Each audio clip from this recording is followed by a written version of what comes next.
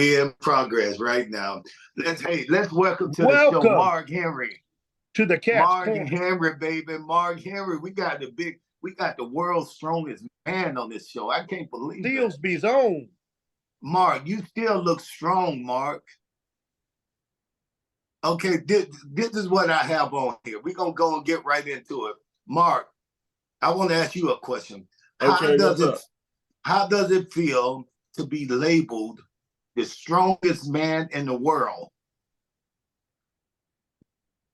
Man, I feel accomplishment because I wasn't labeled it, I earned it.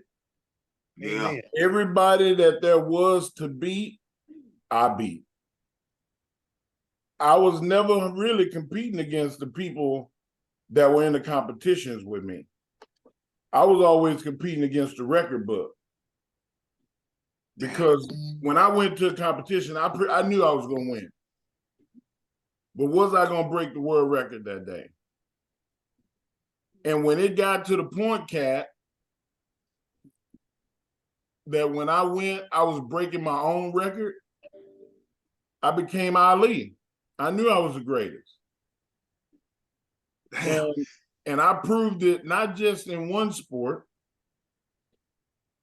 but I proved it in 3 sports, the 3 disciplines of lifting: powerlifting, junior world champion, senior world champion, national champion; Olympic weightlifting, junior champion, junior world finalist, medalist, and national champion 4 times. The one of 2 Americans to do a 400 snatch and a 500 clean and jerk. Then I went into strongman, which people were like, you can't say you the world's strongest man and you don't compete in world's strongest man, the contest. I came out of retirement from wrestling in 2002 and beat the top 8 strongest men on earth. Was that at the Arnold Classic? That was the Arnold Classic.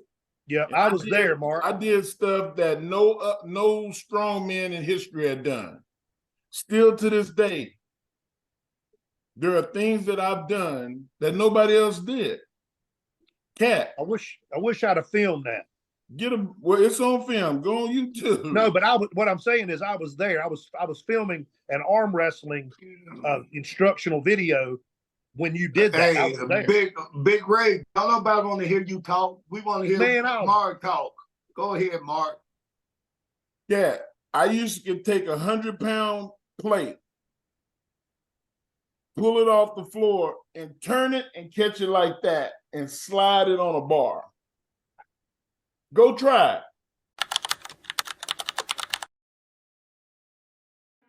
We're Resite. Of course we offer all-inclusive site work. We're Resite. Of course we have a dynamic site crew. We're Resite. We have secure foundations. We're Resite. Of course we're good stewards.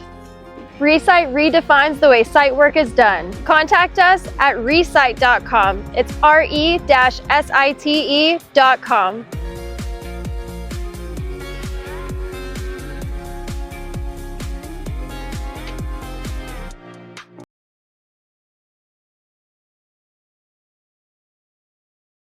No. Go try it. I'm not right, but let me ask you something, Mark. How does it feel for the world's strongest man to meet the world's weakest man, Ray? That's bullshit. Hey. Or the world's dumbest man, the Cat. Ray is not the weakest man. Yes, he is. I've seen the weakest link. Hey, I think he live in Las Vegas. Who is that, Ray? Who is that, Mark? Man, I ain't naming names, man. I ain't giving these bums no life. But now let me ask you something there here, Mark. Being that it's a physical sport that you in, powerlifting, weightlifting. How much is mental and how much is physical? Is it more mental to you or physical? Because you seem like you just ordinary, you're just strong anyway. so that the physical part is easy. No, I mean it's probably 60-40 in the strength department. But the 40% I say is willpower and your ability to focus and block out pain. You fought before, you've been hit, you've been stunned, you've been been rocked before, and you fight through that shit.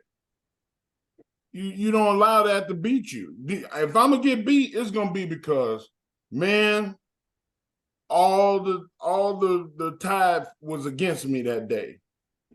The dude was better than me. The environment that I was competing in wasn't good. I was sick. It had to be a collection of things. If it's just one or two things, I'm not going to mentally allow that to beat me. And when you go into a competition and you know nobody worked harder than I did, nobody put in more time, more reps, and they damn sure ain't me, you're going to win. And sometimes it's competing against yourself. I've been the best that I ever been and didn't do well. And then I've been sick as a dog, halfway dead with food poisoning. And I did the best I ever did in my life. And that was because I knew I had to. I had to do it. So like the mental side of it, some people would say it's 50-50. Some people would say that it's more mental than physical. If you don't have the tools, then you ain't gonna be able to fix your car. You ain't gonna be able to. I would say it's more on the 60-40 because physically you gotta have the tools, man. I had the tools. God bless me. Well, you just answered that question. I was gonna ask you, where did those tools come from? You just said God bless you. So yeah, you know. God gave me my gifts, but he also gave me a level of crazy. just like anybody that competes professionally in anything is a narcissist. Yeah. Have some borderline mental illness, because why would you subject your body to pain? Why would you do, I mean, like, why you do all that training? Why you do all that bridge and hitting stuff to make your knuckles? Man, I bridge too, to make my knuckles harder. Because if I hit you, I want it to feel like knuckles, brass knuckles. Go ahead. So Mark, like today now, if you're not doing, I don't know what you're doing as far as powerlifting and stuff like that, but what are your routine workouts like today? You still look like you're in really good shape. That's what I'm talking about. You didn't blow up. I mean, what are you doing now? What's maintaining you right now? I work out sometimes twice a day, but mostly once. I do 300 reps as fast as I could do it. That's my workout. It's the 300 workout. I do 100 upper body reps. I do 100 core, and I do 100 legs. I want to do it under 20 minutes. How much weight? Man, 30-pound dumbbells. Oh, yeah. Okay. All right. Curl, lateral raise, overhead press, drop down, do a push-up. 4 sets of 25. I'm done. Then you drop down, you do like 25 crunches. Then you do 25 scissor kicks. Then you do leg throws, 25 leg throws. And then you do 25 rotation. And you like this. Calm down, Mark. And now you got to do the squat. 25 squats, 25 duck walks, 25 lunges, jumps. And then you can pick whatever other leg exercise. I usually do another set of squats or And then I do my cardio. And you want to try to do an hour of cardio. 45 minutes sometimes because I'm lazy. And I don't have to. When What I do you have try to keep your heart rate at? you know what? Sometimes my heart rate it really ain't important, but I can get my heart rate even with a full workout going. I'll be about 110, 115. That's perfect. Yeah. And if I feel like I'm doing too much, I sit my ass down. I know when to quit because I'm 50. I'm 52. I ain't 22. Yeah. I'm And 53. I ain't competing in nothing. Yeah. Cat's 61. I'm 53. And I look better than he looked. Wow. I ain't that guy that's usually saying, "Hey man, that's a good looking dude." You know, I ain't that guy. Well, I appreciate it. But that haircut, man. Well, I see quick. you went to the barber yesterday. No, I ain't got my fade on. I ain't got my fade yet. I gotta go back. Boy. Hey, quick question about was the Arnold Classic in 02, correct me if I'm wrong, was that when you told Vince you got to go do it because people are calling you out? Yeah. All right, so you went and did it. Is that the last time you've competed That was professionally? the last time I competed, yeah. Okay, so that's 21, coming up on 22 years ago. That's a long time ago. So that's a good segue into what we're doing right here. How was it when you first got to WWE? You was not completely done with the powerlifting world. How was it when you got it? I was done. Okay. Yeah, I thought you was, they paid me to be done. Okay. Like my whole thing was, I'm going to give up my life of being the strongest human walking the planet to do something that they called me about doing. Like, you call me, then like we got to work this out because I'm gonna have to give my life. I got to give my life up. I'm not going to be the Mark Henry, the strongest man in the world no more, legitimately. And I did that, but in 2002, I had to come out and compete again because Kat know this. I'm sensitive. Like, you know, they was like, "Oh, this big guy, he don't have no feelings, this or that." No. I cry all the time. I saw a video the other day of this dog singing, and my dog just passed away about a month ago. Just broke me to tears. No. I miss my dog. Yeah. So, like, you know, being a big athlete, I got feelings too. But my feelings and my emotions make me better. Some people, they get emotional and they get frazzled. You all to hell. When I get emotional, it's dangerous. If you see me crying and mad, get the fuck out of the way. I will kill you. Yeah. That's not a good thing. No. You know why I don't drink alcohol? That's why. Because I lose control of my emotions. And I choke people and I go to jail every time. All my stories of me going drinking with the boys, Mark Henry went to jail. Hey, how about the story when you was on the airplane? Why don't you give us a little bit of that story? Which one? The one where you had to grab the guy and hold the guy or something. Oh, man. You weren't drinking then. You just acted. No, I had to, man. Like, this dude was crazy, man. He was really mentally ill. And the people that put him on that plane needed their ass whooped because he was like, I mean, you know, you see people on the street talking to themselves and acting out and doing stuff. He was like that, but they put him on a plane, man. So when the flight attendants back in the day, this was in 91, the flight attendants closed the curtain and he was sitting in the front 2 seats on the second row near the window.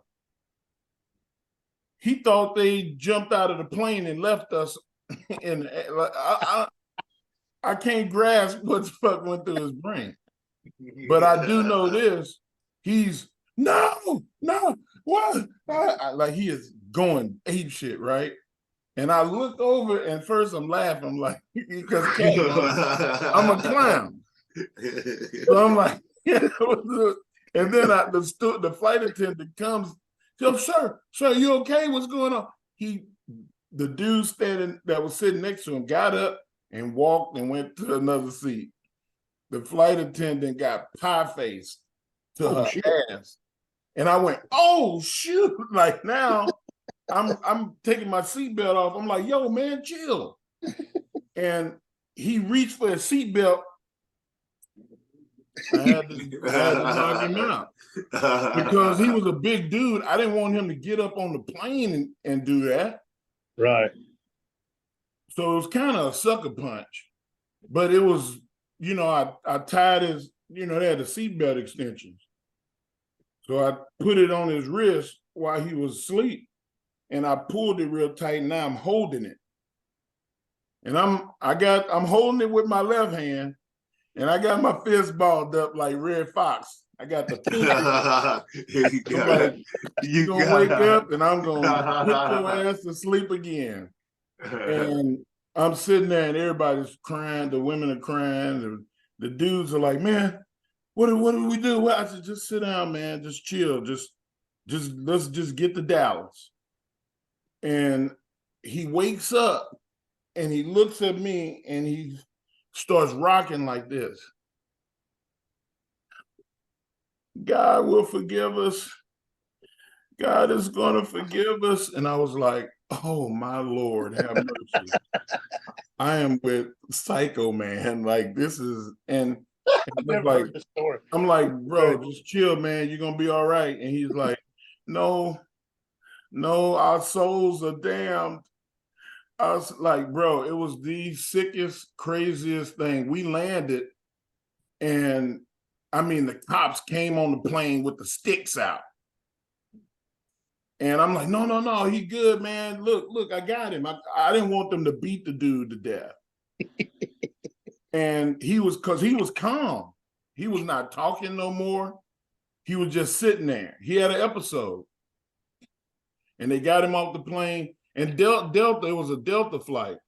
And Delta gave me an award, man. I still got the plaque. I don't know if this out on the wall here. You starched that man's soul.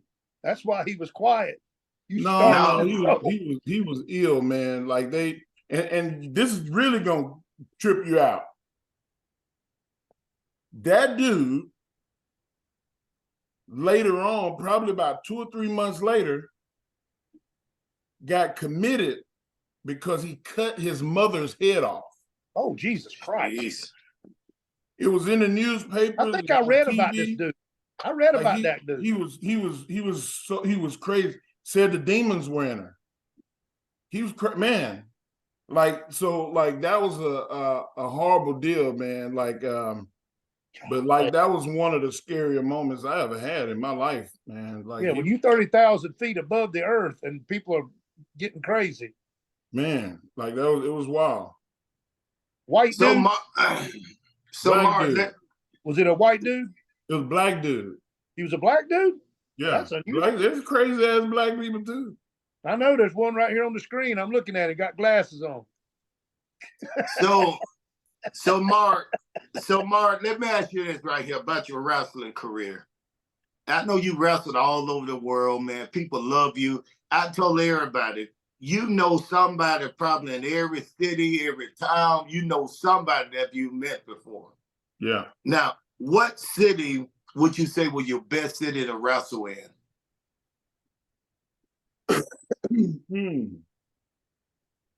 Like, when you just look forward to going, I see the schedule. Oh, we going to Toronto. I always like going to Los Angeles, always Atlanta. I always like wrestling in Dallas. at the reunion back in the day, they used to have the reunion arena before it was American Airlines. And that arena, man, Texas is crazy for wrestling. Yes. And in Lafayette, Louisiana, it was a shithole called the Cajun Dome. Yeah. Like them fans, man. Every night the cops had to take somebody to jail. Somebody was gonna jump over the barricade. Golly. I don't know what are they gonna do? That's why I don't understand. When they going to protect a person, whoever they love, they was going to protect them. They get that liquor in them, cat, and they like, Mark Henry, you are not gonna beat up Shawn Michaels tonight. Yeah. And just think about me. I used to go out there and dare. I would come over the rail. Please do. Come over the rail. Hey, Kat, did you I know this is your podcast, and I want you to not be so uptight. I want you to be relaxed and have a good time. This is me. You sound like Michael White. I just finished a movie with Michael White. That's how he directed me. Cat, be you. Don't worry about the line. Be you. Yeah, man, like you gotta be you. Everybody love you. I ain't never had nobody tell me nothing bad about you. Yeah, man. They be like, you know what people say when they mention your name? What's that? Somebody call my mama. Slap somebody. You know what? There's not many wrestlers, all these great wrestlers throughout history. There's not many wrestlers that get a gimmick or a saying or a catchphrase or music that when people see them, they don't even say, "Hey, how you doing, Cat?" They say that first. Somebody call my mom. Hey, you know what that made me think of when I came backstage at AEW and I didn't speak to Tony, and Tony said, some guy told me, said Tony walked up to Mars and said, yeah, the Cat didn't even speak to him. I saw him in the back. He just said, somebody called my mama. He said, Tony just said, somebody called my mama. Oh my God. Tony was like, well, I'd have lost the bet, Mark, because out of all them names, you never named Chicago. And I figured Chicago would be one of the tops because of the crowd and the way they interact with the wrestlers. Chicago, Philadelphia, New York, like they good wrestling cities. Mm-hmm. But he asked me that I look forward to going to. Right. Well, I thought you were gonna say Atlanta because they love you here, boy. Atlanta was number 2. Oh, they love you in Atlanta, boy. Man. Everybody. You opened a restaurant here too one time, didn't you? Yeah, I had a restaurant on Ponce across from Old City Hall East called Catfish Station. Wow. Oh. Me and my partners here in Austin. And man, I did a lot of stuff from there during the Olympics and made a lot of friends, man. Man, Usher used to come win our amateur night every Thursday. You know, that's my karate student. He'll be on, I think, next you Thursday. Told me that. Yeah, he'll be on next Thursday. But you know, speaking of that, I got a karate student, Emmanuel Lewis. I asked Emmanuel last week, being on the podcast, who was his favorite wrestler. He said one of them was Mark Henry, the world's strongest man. Have you met him before? I've never met him. Boy, I bet he'll kick he loves you. Man, he's about his head right at my kneecap. He said, I bet he'd kick you in the kneecap. He said, his black belt was so long, it'll drag the floor. I used to say, hey, Emmanuel, you need to get a kid's black belt. Don't try to get a grown-up black belt. Oh, man. He had a black wristband. Wow.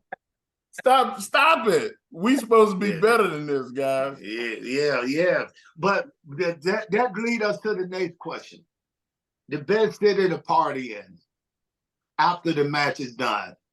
Because I know you didn't party before. It's Atlanta. You didn't party before the match because you getting all psyched up. Yeah, after the match. Oh man, you can't beat Atlanta, man. Like People talk about LA and Miami and Houston. Houston is fun too. But Oh yeah. Atlanta Now, had did it start with Magic and end with City? Did you hear me? Yeah. Yeah. And I didn't go there for the chicken wings. No, no. Hey, can I say this? And I just want to, I'm just friendly, and I just say this. I know Mark is a changed man now. And But we can listen, edit any of this out, and we probably listen, there's nowhere where there was a strip club in the city where they didn't know Mark Henry. Not because of the wrestling business, but because he was a good person. They loved him. And I Everybody. like I didn't go out to bars and nightclubs because every time I went to a bar or nightclub, some dumbass would jump on my back or punch me or some stupid shit. or just touch you in general. If anybody wanted to hang out with me, I would be like, hey, after the show, I'm going to Magic City. They had VIPs, they had security. Yeah. Like nobody, I never got messed with in a strip joint. Never. And I could eat, I could entertain, hang out with my friends. Yeah. And this is before the camera phone was as like it is now. Thank God. Everybody got one. Even back then, nobody was taking, they would tell you, hey man, put your camera away, put your phone away. Yeah. Like, so I didn't never worry about nothing. So yeah, man, it ain't no secret. My wife used to go with me. Yeah. We would go to the strip joints and eat. Yeah. Because that was used, that and the Waffle House was the only thing open. Only thing open. Only thing open, man. And I tell you, but your reputation, just when people talk about Mark Henry, when I talk to people now, and anybody talk about Mark Henry, well, like they love this guy. This guy will always come in. Nobody ever seen you drunk. Nobody ever seen you angry. I try my best not to be that dude. But I know you, listen, during the wrestling days, when you was in the ring, getting ready to wrestle, and I know you had a bunch of matches against a lot of major superstars. Who would you say was your favorite match? Or which would you say was your favorite match? It's the easiest question anybody ever asked me. Is Rey Mysterio. Oh, for real? Like, me and Rey were so polar opposite. He was small, I was big. He was good, I was mean. He was pretty, I was ugly. Whatever it was opposite. And whenever, if I put my hands on Rey, man, now I had a couple of people jump the barricade in matches with me and Rey. Of course, I never got to him. Security always got him and said, hey, look, you really want to do this? Get your ass back. You get killed. Hey, we talk about people jumping over the barricade, and then I get back to Rey. You see that video of that dumbass that that jumped the barricade against Jacob Fatu? No, I haven't seen it. Please, guys, everybody on this podcast, I need y'all to go and look up the guy that jumped the barricade against Jacob Fatu. Cat, you ain't never seen an ass whooping like that. Oh boy, he put the wood to that boy. I mean, he met him. I mean, as soon as his foot hit the floor over there. Wait a minute. I think I saw that. It wasn't in WWE, was it? No. This is Jacob Fatu. He was at MLW. Yeah, I saw that. He was fighting like he was fighting for his life. He was fighting for his. He could have half-ass fought and whooped him, but he gave him the class A ass whooping. But I'm gonna tell you something, man. It was like a movie. I had one match in particular with Rey. Of all the places, we were in Spain. in a Wow. bullfighting arena. It was 40,000 people there. And it's outdoors. And I mean, we start to get into the match. The entrance is, you know, I lock up with Ray and I push him and he rolls all the way through the ropes to the floor, jumps up bad, gets on the apron. I go and take a swing at him. He falls back down. It starts raining like mist, like real light rain. And Ray comes back in the ring and he comes like starts circling around. He kicked me and I went to get him. And because the ground was kind of slippery, because of it was starting to get moist on the mat, the crowd went, "Ole!" Yeah, you know what that meant. Oh shit. We gotta use this. Yeah. Oh, about 3 or 4 times we did it. Just, I mean, like, because we didn't have to talk. We didn't have to communicate because we just had a natural chemistry. If they say, hey man, y'all got 30 minutes, I would have been like, all right, because I knew who it was. I knew it was Ray. We're gonna walk and talk. Like, it was just a comfortable thing, man. Like, I thank God for them matches, man, because they taught me how to be patient because I was not very patient. So now let me ask you this now. What wrestler did you want to just punch in the damn mouth? Have one of them ever pissed you off to what you say, you know what? I want to hit him in his damn mouth. And you ain't got to call no names, but and I feel like he just asking me about the yeah, I'm gonna say yes. Okay. And anytime that I mention any of the people, I'm just giving them life. I know. That's why I say you don't have to say any name. And they don't exist to me. Right. But there have been people that tried to peel me. There have been people that what do you mean you say peel you? What does that mean? Yeah, try to put pills in your drink, try to knock you out.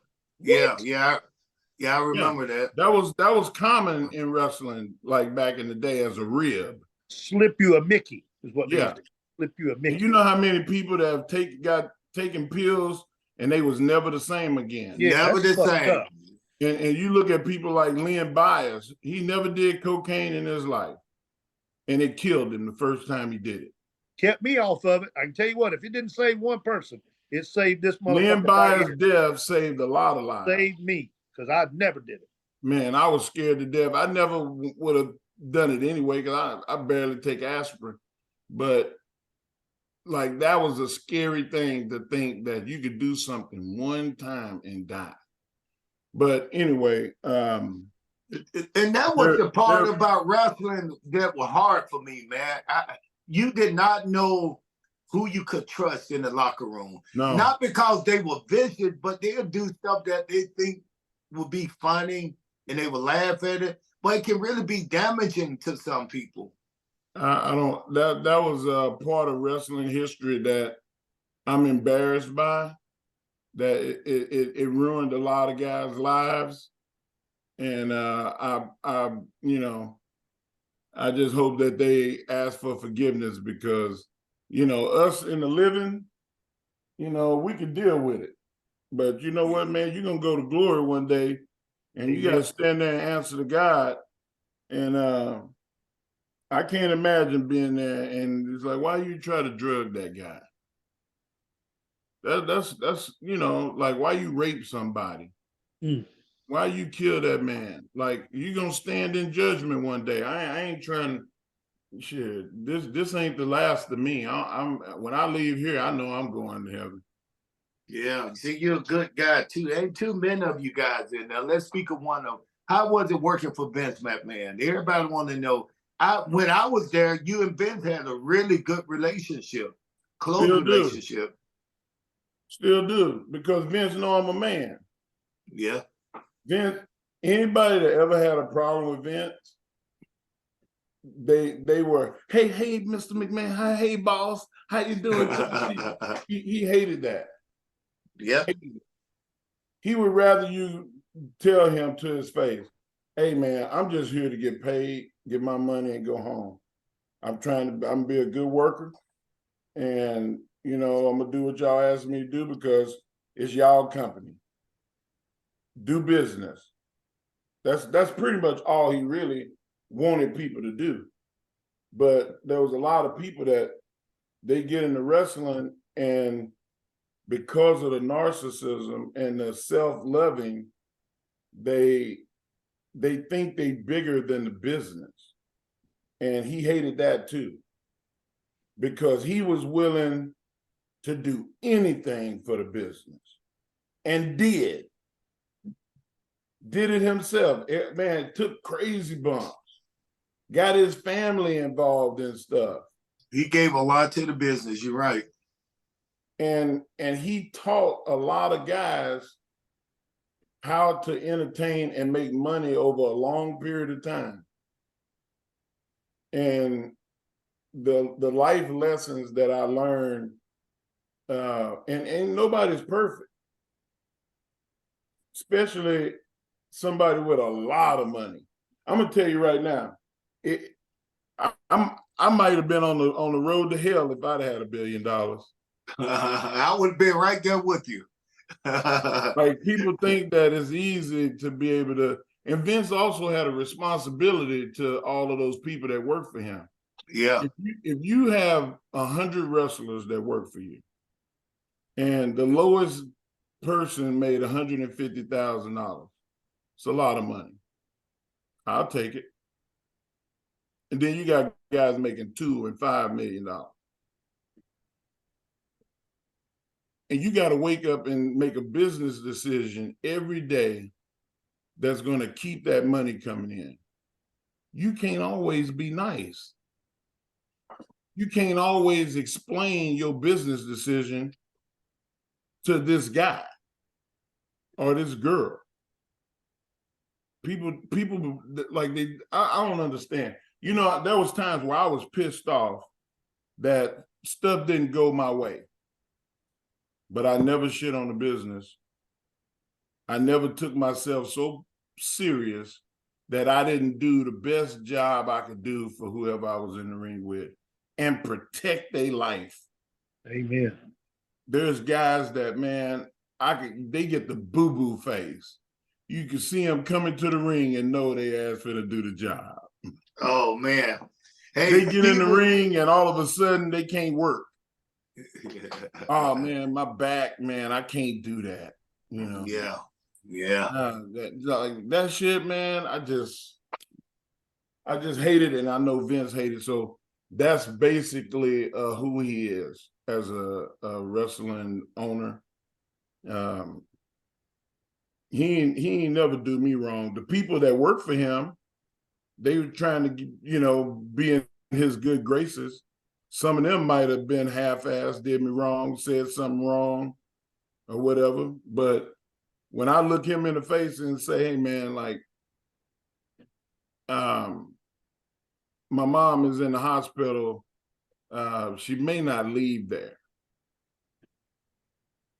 Vince said, go home. Come back when you're ready to come back. That motherfucker paid me every day I was gone. Every day, and told me, don't worry, get out of here. Go take care of your mama. That's good enough right there. Yeah. I don't have to say nothing else. He allowed me to go and take care of my mother on her deathbed. And I told him, I said, man, I don't know how long I'll be gone. Just, you ain't got to pay me. I'm good. I would just go take care. He said, Mark, get out of here. He said, don't say no more. Wow. Anybody can down him, diss him, do all the shit they want to. You ain't never gonna hear me say nothing bad about him. Me either. I tell everybody, when I was there, he was supportive. He was really nice to me. I just, I tell people, it's a totally different world when you go from when I went from WCW to WWE. It was like now I'm with the big boys. I'm in I'm in college again. I'm learning. But you know what, man? It was so fast that if you don't get on board, they'll leave you behind. But Vince was always there to support you. And like you said, give you that word of, just encouragement. He was just a good guy. Yeah, and you know what? This is another thing. If Vince was hard on you, which he was hard on me, it was for a reason. Yep. He knew that I was going to be who I am right now in wrestling. I can call any owner of any company, any general manager, like not a TV general manager, a general manager, president of a company in the world, anybody, get them on the phone and say, hey, man, I've been working with this person. They're going to be good. I can get anybody. I remember Vince being so hard on Triple H. Oh, yeah? Yeah.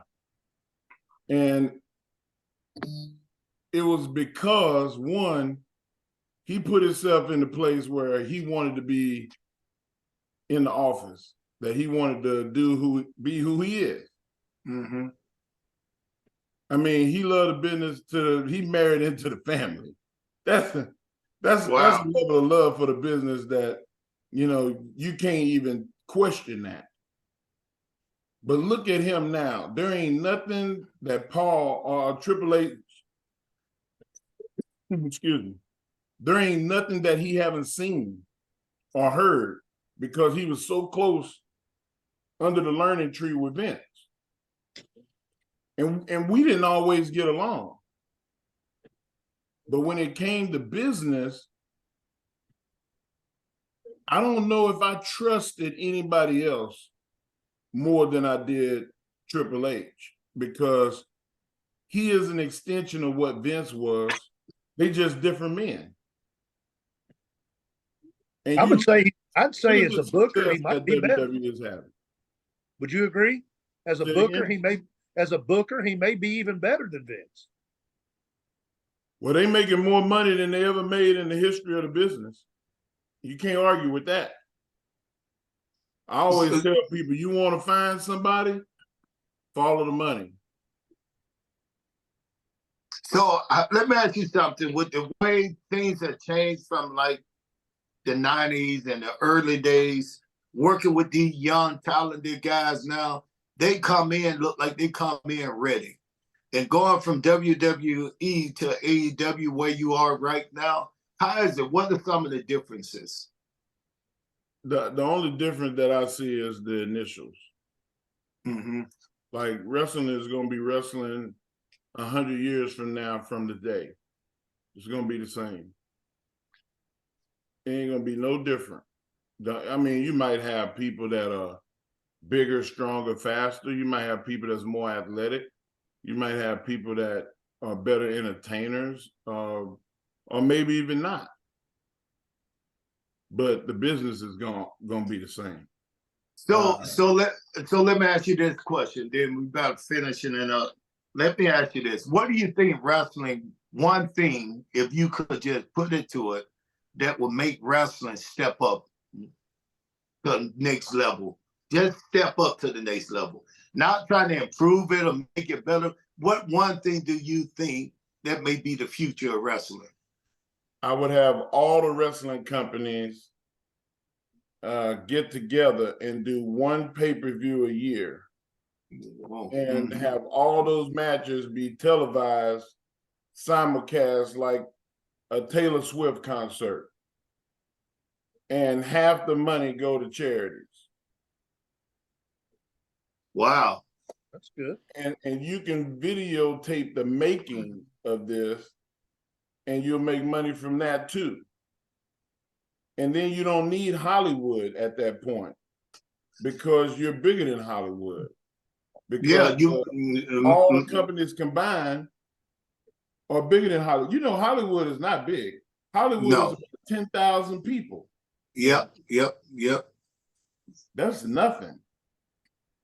And they So got you all wouldn't the do control over an the net. you wouldn't do an inner thing where WWE versus TNA versus AEW, versus New Japan. all of Versus, it. man, it would be like one of them shows you spin the wheel and it'll say the company, and you spin the wheel again and it'll say the wrestler, and you just send them to the ring. That's the universe. That's and you- wrestling universe.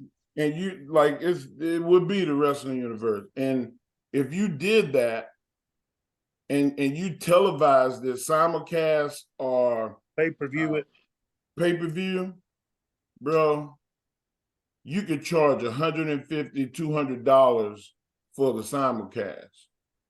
I would buy it. So would I. And you know what? You know how much money it will make? Like 500 mil, $500 million. God, Because WrestleMania makes somewhere around 300 million, close to 400. I don't know. That Wembley deal made a bunch of money too, didn't it? Yes, it did.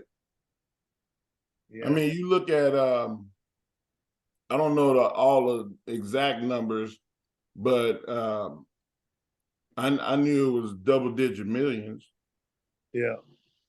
Well, Mark, let me ask you this question. I think what's going to help this business either step up or not to that next level too, I think recruiting. I think they should recruit just like the college people go get football player from high school. They recruit They these are. guys. They Oh, are. are they? That's the way wrestling is now. They got the NIL deals. WWE has got, shit, they probably got 30 or 40 guys and girls down there at NXT that have NIL deals that are in college competing, playing volleyball and basketball and baseball and football. Look at Gable Stevenson, the Olympic wrestling champion. They got him. His brother wrestles down there at NXT.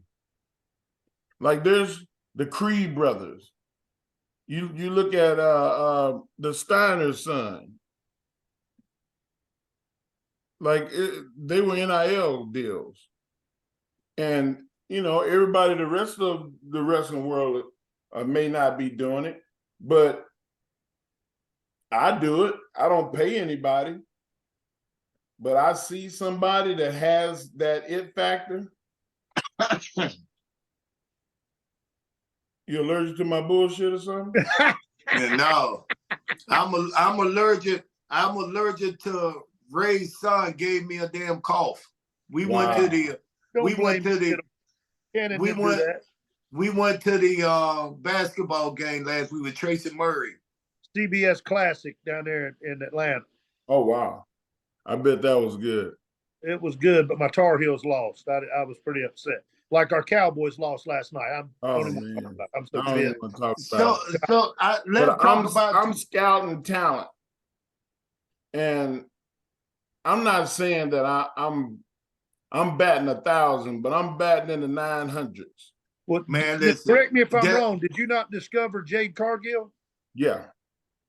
There you have it. Bianca Belair. There you have it. Braun Strowman. There you have it. Baron Corbin. See? Apollo Crews, Rich Swann. Braun Strowman. Did I mention Braun? Yeah, Braun, yeah. Bryan Danielson. Like, you are batting about 1,000, man. What are you talking about? All of those people won titles. And Bianca main evented WrestleMania in one of the co-main events. Yep. And at the same time, she was the #1 female wrestler in WWE. And Jade Cargill was the #1 wrestler in AEW. I think I know what the fuck I'm talking about. You can see it. I think you gotta, if you don't have Ernest Miller personality, I'm not gonna invest a lot of my time in you, because I think that I can I can teach you how to wrestle. I can have somebody teach you how to wrestle. And I can give you the wrestling psychology and understanding of what our business is about.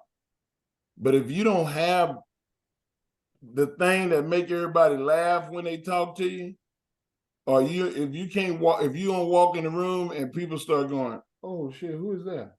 Like, and you're not gravitated to them, it's not gonna work. That's what wrestlers have. You know what? You know what, too? I went to a celebrity golf tournament a couple of weeks ago, and there was a lot of NFL players there, big guys.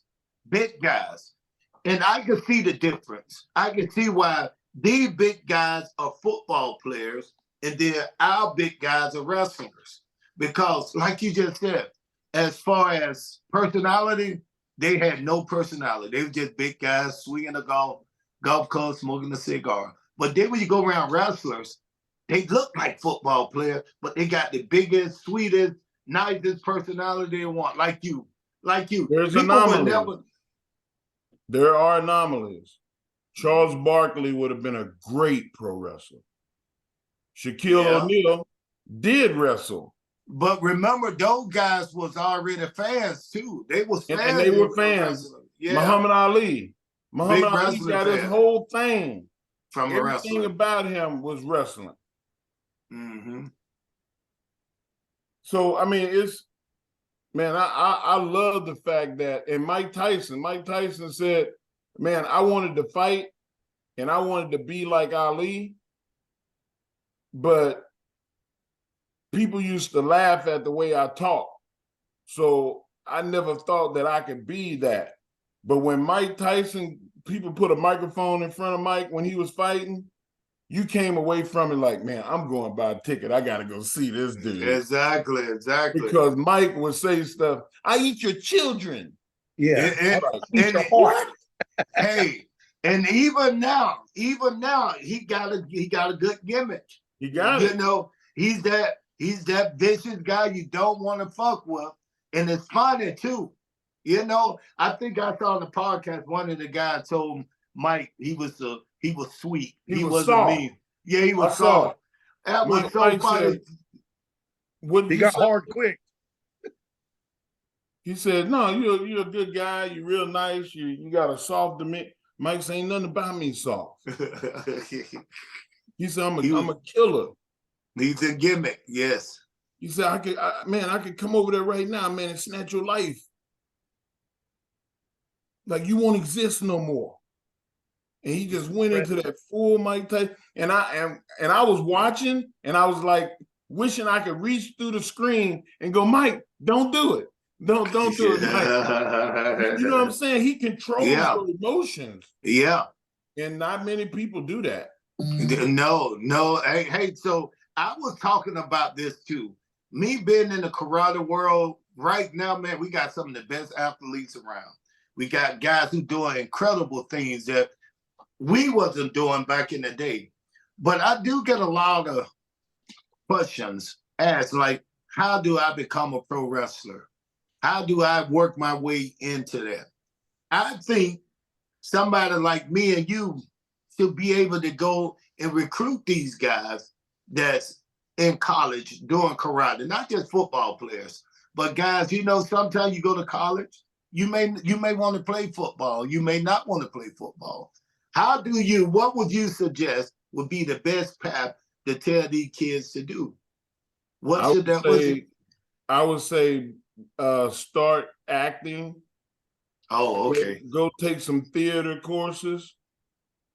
Go do stand-up. If you tough, you really think you Billy Badass, go to an open mic comedy place. Send me the tape.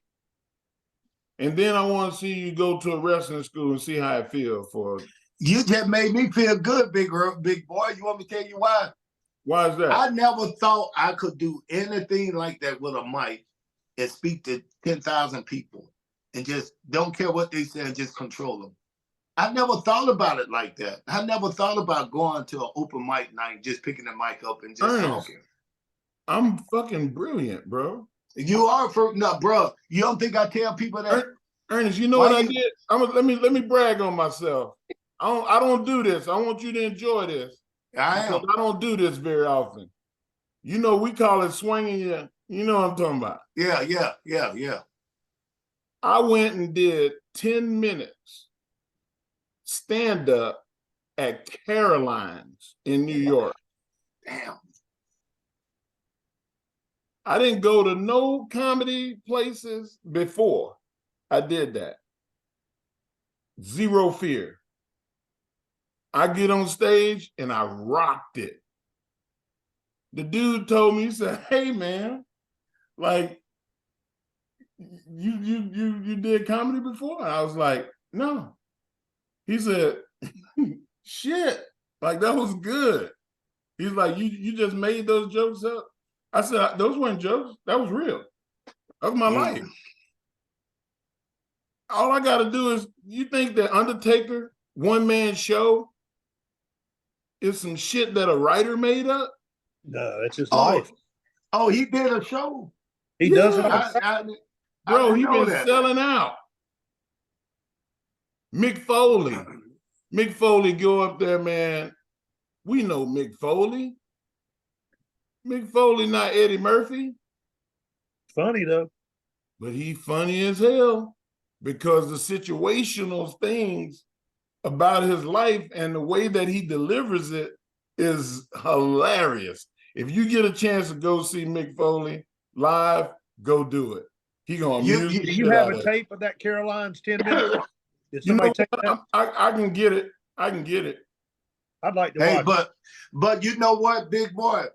What about this internet guy? Let's talk about Charles White. You remember him, Charleston White? Yeah, gimmick. Gimmick. That's all. He'll tell you it's a gimmick. But now he's on stage doing the same gimmick. And some people think he's funny. I think that he's an acquired taste because he is a caricature of Black people. Yeah. But when he And was trying, He's a smart ass dude, yeah, he's Yeah. very intelligent. very educated. But just like he said it himself.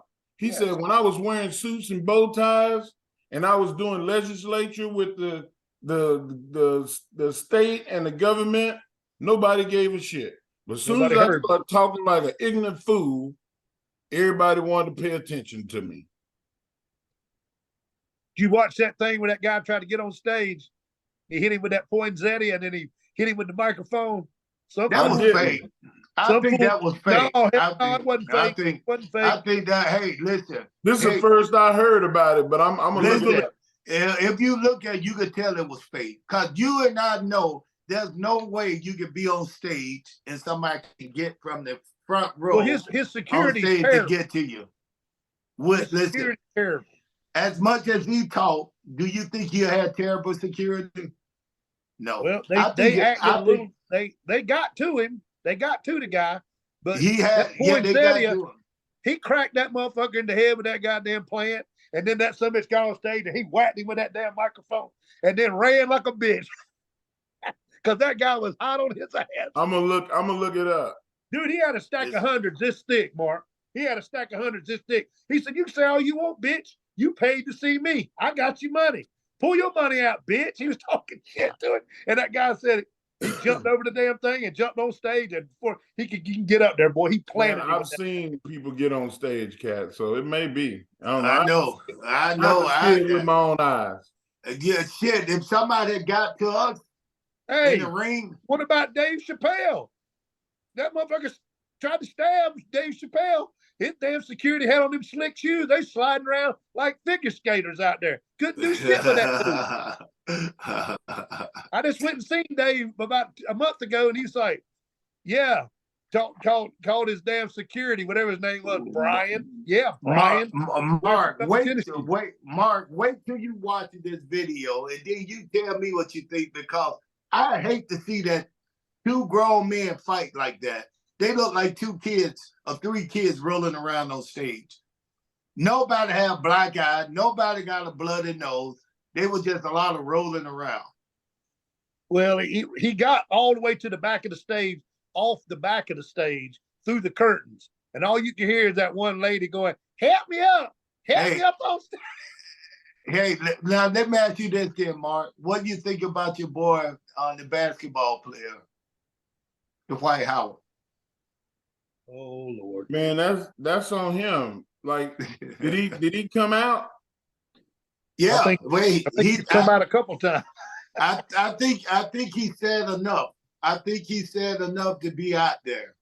But like you said, it's on him. I don't even look at that kind of stuff. Yeah, Cat, you know me, man. I don't care about people's sexual orientation. I just care about liars. Like, if that's who you are, then that's who you are. Just say it, claim it, be it. Well, I got 3 questions for you. Then I'm gonna let you go because you've been here for a long time. And you know, Mark, I love you, man. I can talk to you all day long. I'm trying to be nice. I want to start out. Hope you come back for part 2. Maybe when you're in town, we come and sit down and we get it live, you know. But right now, I'm trying to be nice. Smoke a cigar and talk shit. Oh yeah, I just tried smoking a cigar 2 days ago. Down there, choked to death. Well, that's because you probably smoked a Maduro, something too strong for amateurs. Yeah, exactly. You need to have somebody tell you, hey man, you might want to start with something that's less potent, like a Macanudo or something. More of a Connecticut wrapper. You get the ones that look like caramel. If you get one that look like a Tootsie Roll, you're gonna be huffing and puffing. Now let me ask you this, Mark. I did not know your father's name was Ernest. Yeah, my dad's name was Ernest. Not this Ernest. My oldest brother's name is Ernest. I didn't know that, man. I did not know that. And that's how I knew how to spell your name.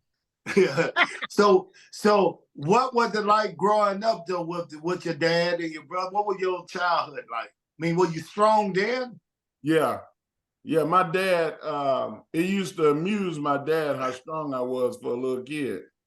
And he used to always tell me to go take the trash out. Because back then, in them days, the garbage cans was made out of steel. They were metal. Huge, yeah. And he used to put a concrete cinder block in the bottom and put the garbage bag over the top. And I was too lazy to take the lid off, take the garbage bag off, tie it up, and then walk it to the curb. So I would just pick up them handles and I would put them on my shoulders like this, and I would, and it used to make him laugh. It used to amuse the shit out of him. And one day I told him, I said, Dad, why you always tell me to take the trash out? You never take Pat to take the trash, my older brother, Patrick. Man, he punched me in the chest. He said, don't never in your life ask me, question me. And about 2 years later, I was probably 12. I was sitting on his porch and he was crying. And I was like, what is wrong with you? What's wrong? And he was like, I'm sorry I hit you. It took him 2 years to apologize. Oh, man. He was proud as hell. He was realized that it was he the big guy too? Shit, yeah. He was like 6'3", 6'4", 240, 250 pounds. He played backup guitar for BB. Oh, did he? Yeah, he was an artist. And then he worked in hauling pulpwood on the side. You had to have a side hustle. But he was trouble, man. He gambled too much. He drank too much. He ended up getting in a real bad car wreck when I was 12. And he died from those injuries. So so Wikipedia is wrong then, is what you're saying. What does Wikipedia say? Wikipedia says that when you were 14, he died from complications of diabetes. Yeah, that's wrong. He had diabetes, but he died when I was 12. And he had a car wreck that he was in the hospital. He never came out of the hospital. They also said you have dyslexia. Do you have that? I do. My brother has that. They also said your Uncle Chud was 6'7" and weighed 500 pounds and never had a manufactured pair of fucking shoes because his feet were too big. No, he wore moccasins. That was true. That was my Damn. grandmother's favorite cousin. Whenever, And he's the Yeah. strongest man in Piney Woods. yeah, East bro, you ever heard them stories about Paul Bunyan, Oh, fuck Yeah. yeah. Johnny Appleseed, shit like that? Yeah. In East Texas, there's stories about Chud Adams. Like there were places in the woods where you couldn't get animals or wagons or nothing like that. This is in the 1920s, 1930s. Wow. And he was a teenager, and he would put clips on and chains on logs, and he would pull the logs out of the woods. Wow. And my grandmother told us these stories too, along with other people going, are y'all really related to the Chud Adams? Like that kind of shit. So that's what I grew up. I come from. Now you related to some. You also related to some athletes, if I'm not mistaken. You got Man, we got the pro football players and bro. We got like 4 or 5 boys. We got 5 people in our family that won Super Bowls. now who are they? Michael Strahan, Right. won. Sam Adams won one with Baltimore. Sam Adams. Andrew was the latest one. Andrew won one with he was on that Philadelphia Eagles team. And what is it? Andrew who? Adams. Andrew Adams, okay. Like Chud Adams, the Adams side, and then you got the Henry side, Kevin Henry that played with the Steelers. Number 76 played with Greg Lloyd and Kevin Green. That's your cousin. Yeah. And then one of my uncles played for the Steelers too. Well, we can't get you out of here until we talk about Jacob. Yeah, I was just Your about to pride bring and him up. joy, Yeah. who is coming up fast. Well, coming up he fast. ain't the only pride and joy. He got a daughter too. I know he's got a daughter. I know Yeah. he's got. I got 2. I got a girl and a boy. She'll probably outrun you. No doubt. I think I want to try when I come there right now. I'm telling you right now, Mark, because I run sprints. I do 8 100-yard sprint every Sunday. I'm 60 years old. You tell your daughter when I come there, Uncle Ernest, we gonna raise at least 40 yards. Man, I'm gonna At least 40 yards. She gonna smoke you like that cigar. That's gonna be on all the internet. I want your daughter in I'm the 40-yard sprint. Y'all hear it? I'm recording it because she fast as hell. She been to the Junior Olympics twice. I'm fast too, though, Mark. 260 pounds. Your best days is behind you, sir. I got one more though. They just told me I prayed last night, and God said I'm gonna give you one more. You got one in you, and I'm gonna give that to your daughter in that 40-yard sprint. Don't get too tired because then Jacob gonna take you down easy. Oh, yeah. Jacob wants some of this too. Man, that dude, he ranked number 1 in the state, ranked in the top 10 in the country in wrestling. And I thought he was gonna, really stick it out and play football. And he told me the other day, he said, "You know what, Dad? Like, I love football." He said, "But I think I want to wrestle." Oh, that's great. Hey, Mark, that's great, man. Cause all those blows upside the head, man. I'm telling you, it's hard to tell your kid to play football these days. Yeah, with all that CTE. Yeah, it is. So he's going. You don't think he's going to pursue it in college, Mark? You think he's gonna wrestle? He told me. He said that if everything works out, he's applying to all the schools for wrestling now. What grade is he in, Mark? He's a senior. Oh, okay. Yeah, this is it. So where does he want to? I'm gonna send you a video of his wrestling this weekend. Like the longest match that he haven't had nobody score on him yet this season. Ooh. I mean, he have at least 5 or 6 matches that are under 30 seconds. But he also want to get into wrestling too. He right? wants to be a pro wrestler, but he Yeah, he feels wants to- like the best way for him to get into pro wrestling is to become a famous collegiate wrestler. Yeah. Take that Brock Lesnar approach. Right. I like it. So with two athletic, beautiful kids, which one are your favorite? Oh man. That's Come a on, tough. we all See, got my daughter would say, Dad, tell Mom that I'm your favorite. She say that shit all the time. and Kat. Now, you know I love Jake. I'm so excited about the athlete he is. That's your boy. But man, my daughter started wrestling too. What? I heard that. She started wrestling like 3 weeks ago. And went in there and was wrestling against a 12-year-old boy and beat him. She didn't even know how to pin. She just put her weight on him and held him down.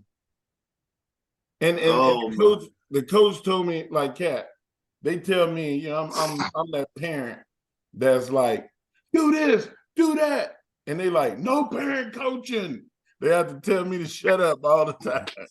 Hey, Mark, when they finish doing their career, you got to send them to Uncle Ernest so I can tell them how to lock it and finish the guy.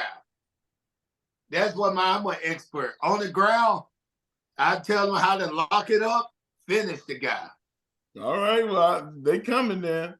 Well, I take Joanna. She, you know how sometimes somebody will shoot and they'll get your leg and they'll pull your leg off the ground. Yeah. I said, Joe, put your leg down. And she stomped her foot to the ground and broke the boy grip. Oh, yep. Yeah. I was like, man. Yeah, you got, hey, listen, Mark, you got to videotape that, man. And I'm telling you right now, I got Mark, it. I'm going to send it to you. But we got to bring you to Atlanta, man, and have a couple of these right here and just chop it up, really. Right now, I just didn't want to be so hard because I really appreciate your time. I appreciate you coming on with us on Cat's Corner. We'll shoot the shit anytime, man. Like today, after I got done with Busted Open, I ain't have nothing else to do today. So I'm 1 o'clock. I'm taking my wife to lunch. So I'm finna get out of here and go take her to lunch. Man, take her to lunch. We appreciate your time, Mark. It's always a pleasure. I'll send y'all the bill. Okay, for sure, baby. I got you. Send it to that bald man. I'll take care of my family. I got you, Mark. Whatever you need, you know that, Mark. Whatever I can ever do for you, you know I'm here.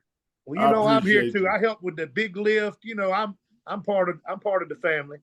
You know I'm part of the big lift. Damn sure did. He our brother too. I mean, he ain't much, but he all we got, Mark. He all we got. I'm all white. I'm all white. We needed one white person, Mark, and this is all I found right here. Man, this is the best Oreo cookie anybody's ever seen. And he is like a brother. He is like a brother. Haircut. We fight and argue. He get on my nerves, but this we my talk boy so right much here, shit. But go ahead and finish with Mark. Mark, always glad to see you, brother. Out, man. Thanks for coming on to Cat's Corner, and we'll catch you next time. All right, man. I appreciate y'all. All right, brother.